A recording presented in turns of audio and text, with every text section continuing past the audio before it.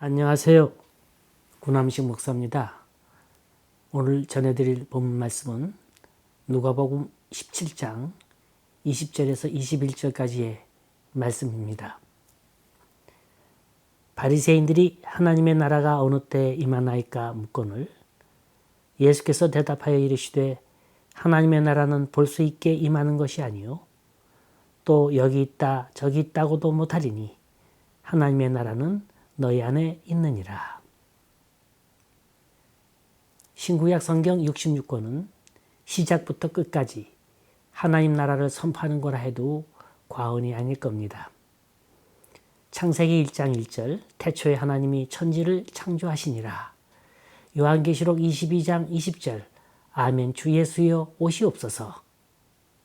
이 모든 게 다 하나님 나라에 대한 메시지입니다. 예수님은 하나님 나라를 위해서 오셨고 하나님 나라를 위해서 일하셨고 하나님 나라를 위해 자기 일을 제자들에게 맡기신다고 하면서 떠나셨습니다. 과연 하나님 나라는 어떤 나라일까? 누가 갈 수 있는 나라일까? 어떻게 해서 갈 수 있는 나라일까? 먼저 하늘나라에 대한 정의예요. 첫째, 이 나라는 하나님께 속한 나라입니다. 이 말은 역으로 말하면 사탄이 다스리는 나라도 있다는 거예요. 우리 인간에게는 양면성이 있습니다. 하나님께 속한 선이 있는가 하면 사탄에게 지배받는 악이 있습니다. 항상 선과 악이 공존하고 있는 거예요. 선이 나라를 지배하면 이 나라는 한 나라가 될 것이고 악이 지배하면 그 나라는 사탄의 나라가 될 겁니다. 하나님의 나라는 어둠의 나라가 아니에요.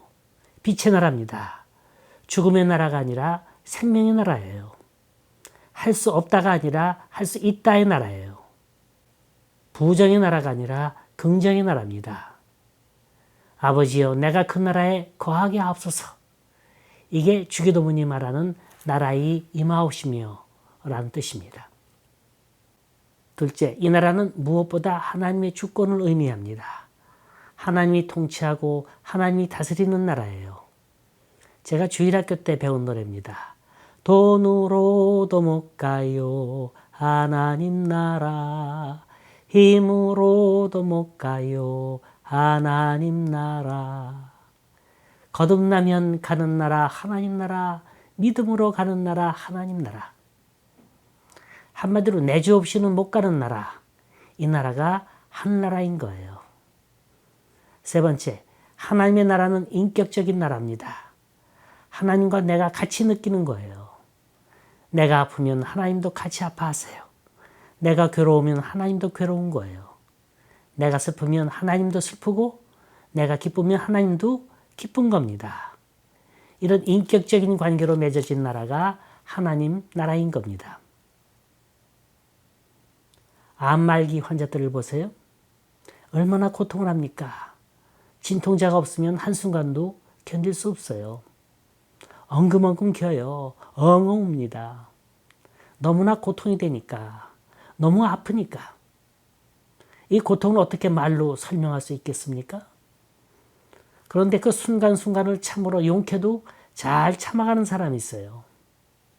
어떤 사람은 세상을 비관하고 저주하고 욕하는 사람이 있는가 하면 그 가운데서도 감사하며 평온을 찾아가는 사람이 있습니다. 그 사람이 누굽니까? 하나님과 함께 가는 사람이에요. 하나님과 고통을 나누는 사람입니다. 내가 이길 수 있으니까 이기는 겁니까? 아니에요. 하나님이 이길 수 있는 힘을 주시니까 견뎌나가는 거예요. 이 세상에서 고통 없이 사는 사람 어디 있습니까? 한 사람도 없어요. 하지만 그 나라를 소망하며 사는 사람들은 그 모든 걸 견디며 살아갈 수 있는 거예요. 왜냐? 인격적인 하나님이 나와 동행하시기 때문에. 그래서 가는 나라가 하나님 나라예요. 네 번째, 하나님 나라는 영원성이 있습니다. 시간과 공간을 초월하는 나라입니다. 내가 경험하지 않으면 모르는 나라예요. 내가 깨어있지 않으면 보지 못하는 나라예요. 이 나라는 주님이 오실 때까지 영원토록 존재하는 나라입니다. 오래전 중국에 4박 5일 동안 선교지를 방문한 적이 있습니다. 제가 중국말을 압니까? 그렇다고 아는 사람이 있나요? 또 그렇다고 뚜렷한 선교지가 정해져 있는 것도 아니었어요. 일단 베이징 공항에 내리고 봤죠. 하나님께서 무언가 보여주시는 게 있을 거다. 무작정 믿고 가는 거예요. 공항에 내리니까 누굴 만나게 하시느냐면 조선족 청년 한 사람을 만나게 해주셨습니다. 이 청년에게 부탁을 했죠. 내 통역을 맡아서 해줄 수 있겠느냐고. 흔쾌히 그러겠대요. 그래서 이 친구와 함께 4박 5일의 여행이 시작이 된 겁니다. 공항에서 나와 숙소를 가려고 택시를 잡았잖아요. 그때 마침 택시 운전사가 누구였느냐면 37살 묘령의 중국 여인이었어요. 공항에서 숙소로 가는 동안 약 20여 분의 시간이 있었는데 그동안 자기 소개를 하는 거예요. 알고 보니까 중국에서도 아주 명문대학을 나왔더라고요. 불과 3년 전까지만 해도 대기업의 어카운턴트로 일했답니다. 그런데 직장 동료와의 마찰로 인해서 그만두고 택시업으로 전업을 했다는 거예요. 이게 더 속 편하고 돈벌이가 잘 된대요. 전 그 자리에서 나는 미국에서 온 한인 목사다. 이곳 중국에 여행을 왔는데 날 좀 안내해 줄 수 있겠느냐 했더니 그 다음날 아침 일찍 호텔 앞에 대기하고 있더니 아예 택시 요금 게시판에 카바를 씌웠어요. 이 판에 자기도 4박 5일 동안 여행을 할 테니까 요금은 알아서 달라는 거였어요. 이렇게 해서 두 사람을 만났습니다. 두 사람 다 예수의 예자도 들어본 일이 없는 사람들이에요. 전 이들에게 조심스럽게 접근했습니다.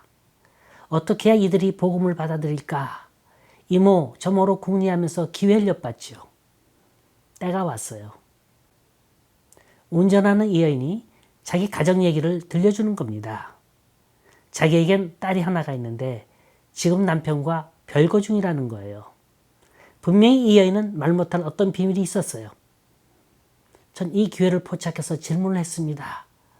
이분의 성씨가 관씨인데 미세스 관, 당신에게 말 못할 비밀이 있다면 그 비밀을 마음 놓고 털어놓을 상대가 있습니까? 물었더니 자기 친구가 한 사람 있대요. 하지만 그 비밀의 내용도 한계가 있지 모든 걸 다 털어놓지는 못한다는 겁니다. 두 번째 질문은 당신이 이 세상에 기적이 일어난다는 걸 믿습니까? 했더니 이 세상에 기적이란 없다는 거예요. 설사 있다 하더라도 그건 운명이지 기적이 아니라는 거예요. 우리가 흔히 말하는 사주팔자의 개념, 노노, 맹자, 주역사상이 이 여자에게 강하게 들어있었습니다. 안진뱅이가 일어서는 것도 장님이 눈을 뜨는 것도 다 운명이 주어져 있기 때문에 그런 거지 그게 기적으로 믿지는 않는다는 거예요. 그럼 지구가 자전하고 공전하는 걸 믿느냐 물었더니 그건 과학 시간에 배웠기 때문에 안다는 거예요. 그래서 지구가 자전할 때 나는 소리가 얼마나 큰지 아느냐? 지구의 지축이 1도만 조금 기울어져도 지구는 전체가 빙하의 나라가 된다는 것도 아느냐? 가만히 듣고 있습니다. 우리가 듣지 못한다고 해서 그 사건이 없는 게 아니에요. 우리가 보지 못한다고 해서 그게 없는 게 아니라는 걸 전 강조했습니다. 세 번째 질문은 나에게 영원한 행복과 기적을 가져다 줄 분이 있다면 한 번 만나볼 용의가 있느냐 물었어요. 그러겠대요. 이런 과정 속에 감사한 건 하나님의 능력의 역사가 이 두 사람의 마음을 움직이고 있더라는 겁니다. 하나님의 나라는 먼 곳에 있는 게 아닙니다. 동화 속에 상상 속에 있는 게 아니라 바로 지금 내 마음 속에 살아 움직이고 있는 거예요.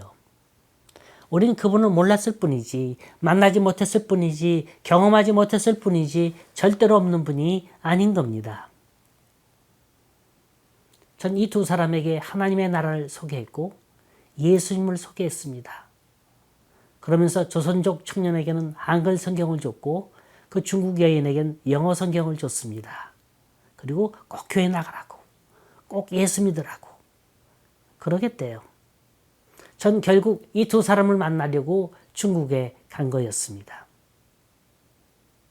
오늘 본문을 보면 예수님이 예루살렘으로 올라가시는 중입니다. 주님께서 예루살렘으로 가까이 오실 때 모든 사람들이 예수님께 갖고 있었던 기대가 있었습니다. 주님이 이곳에 가시면 유대인의 왕이 되실 것이고 또 새로운 나라가 올 거라는 기대였습니다. 이런 생각은 제자들도 갖고 있었고 바리새인이나 다른 사람들도 다 똑같은 생각이었습니다. 그러던 차에 바리새인이 대담하게 주님 앞에 나와 묻습니다. 주님, 하나님의 나라는 언제 임합니까? 이 질문은 무리가 아닌 질문인 줄 압니다. 그동안 주님께서는 공생애 3년 동안 외치신 설교의 제목이 있었어요. 그게 바로 하나님의 나라입니다. 그 중에서 똑똑하다는 지식인이라는 바리새인들은 그 나라가 언제 이루어지는가를 확인하고 싶었습니다. 주님, 하나님 나라는 언제 임합니까? 여기엔 두 가지 의미가 있습니다. 하나는 하늘나라가 임하는 때가 언제냐고 묻는 것이고 또 하나는 하나님 나라가 왔다고 하는데 그렇다면 그 징조와 증거를 보여줄 수 없겠느냐 하는 거예요. 여기에 대한 주님의 대답은 간단합니다. 하나님의 나라는 볼 수 있게 임하는 것이 아니요 또 여기 있다 저기 있다 못하리니 하나님의 나라는 내 안에 있느니라. 오래전 뉴욕타임즈에 마음의 창이라는 제목으로 실렸던 얘기입니다. 이 속에 중병으로 알아놓은 두 환자의 얘기가 나옵니다. 이 두 환자는 같은 병실을 쓰고 있었는데 한 사람은 침대가 창가에 있었고 다른 환자는 문가에 있었어요. 창가에 있는 환자는 시인적인 기질이 있었고 말하길 좋아했습니다. 늘 조잘거리는 거예요. 시간이 있으면 창가를 내다보며 창밖에서 일어나는 풍경을 문 쪽에 누워있는 환자에게 중계방송을 해줍니다. 지금 밖에 호수가 있는데 호수엔 오리와 백조들이 떠다니고 있고 아이들이 와서 모이를 주고 있노라고. 또 저녁 노을진 무렵이면 젊은 아베크족들이 쌍쌍이 손을 잡고 거닐며 롤러스케이트를 탄 사람들이 지금 무리를 지어가고 있어. 어찌나 생생히 묘사를 잘하는지 문가에 놓은 환자는 마치 바깥 세상을 내다보는 듯한 착각이 들곤 했습니다. 어느 날 오후에요. 문가에 놓은 환자는 문득 이런 생각이 들었습니다. 세상 참 불공평하지. 저 사람은 나보다 조금 일찍 들어왔다고 해서 창가에 좋은 자리를 잡고 바깥 세상의 진풍경을 감상하고 있는데 나는 뭐야? 나는 움직이지도 못하고 그나마 좋은 세상 구경도 할 수 없다니. 난 언제나 창밖의 세계를 내다볼 수 있을까? 이런 생각을 하는데 은근히 창가에 있는 환자에게 질투가 나는 거예요. 그러던 어느 날 밤입니다. 창가에 있는 환자가 갑자기 기침을 하면서 가쁜 숨을 몰아쉬기 시작합니다. 이 환자는 손을 바둥거리며 간호사를 찾으려고 호출 버튼을 찾는 거예요. 그러다가 의식을 잃고 그만 쓰러지고 맙니다. 문가에 있는 환자는 이 모습을 보고 당연히 비상벨을 눌러줘야 되지 않겠어요? 빨리 긴급 의료팀을 불러줘야 합니다. 그럼에도 불구하고 가만히 지켜보고 있었다는 거예요. 왜 그랬을까요? 그 환자가 미워서요? 아니면 어서 빨리 그 창가로 가고 싶어서 했을까요? 얼마 있더니 이 창가의 사람은 결국 하얀 시트에 얼굴을 가려운 채 침대와 함께 실려나가고 말았습니다. 문가에 있는 환자는 신났어요. 이젠 창가가 내 차지가 되는 거예요. 이윽고 시간이 되니까 누군가가 와서 자신의 침대를 창가로 옮겨줍니다. 이제 됐다. 그는 몸을 간신히 추스려서 허리를 들었죠. 자, 그렇게 보고 싶었던 바깥 세상이 한눈에 들어오는 찰나입니다. 근데 이게 웬일? 바깥 세상은 분명히 호수의 아름다운 전경이 전개되어야 할 텐데 눈앞에 보이는 건 회색 담벼락의 건물밖엔 보이질 않는 거예요. 이건 완전히 속은 거예요. 여태까지 거짓의 세상을 전해 들은 겁니다. 이때 창문 바로 밑에 방금 실려 나간 환자가 벽에 낙서한 문구가 눈에 들어왔습니다. 삶은 우리 자신이 만드는 것이고 언제나 우리 자신이 만들어 왔고 우리 자신이 만들어 나갈 것이다. 그럼 이 문구를 보자 갑자기 소리를 지릅니다. 영감, 왜 먼저 날 두고 갔어? 좀 더 오래 같이 있어서 내 말동무가 좀 되어주지 하면서 아주 슬피 흐느껴 울더라는 겁니다. 이 세상을 보는 눈은 둘이 있습니다. 하나는 마음으로 보는 눈이요, 다른 하나는 육신의 안목으로 보는 눈입니다. 그런데 이 세상을 싸워 이기는 눈은 육신의 눈이 아니라 마음의 열린 창으로 내다보는 거예요. 마음으로 보고 가슴으로 느끼고 사랑으로 전해야 합니다. 주님께서 말씀하시길 하늘나라는 바로 이와 같은 자의 거라 했습니다. 남을 긍휼히 여길 줄 알고 애통할 줄 알고 항상 가난한 마음을 지닌 사람의 마음 속에서 하늘나라가 보이는 겁니다. 하나님의 나라는 내 마음을 오픈하는 거예요. 열어놓는 거예요. 어떤 말씀이 주어져도 내 심령의 보자기에 차곡차곡 받아들인다면 그 영혼은 살찌는 줄 믿으시기 바랍니다. 여러분, 부자라고 해서 다 행복합니까? 권세자라고 해서 다 행복했습니까? 세인들의 인기를 독차지하고 많은 사람들의 우상이 되었다고 해서 그 사람이 행복합니까? 우리 인류가 정의하는 행복의 정의는 외부에 나타나는 그 어떤 현상이 아니고 내면 속에서 나 스스로가 만족하고 기쁨을 누리고 진정으로 감사하는 그 모습이 있을 때 참된 행복을 누릴 수 있는 겁니다.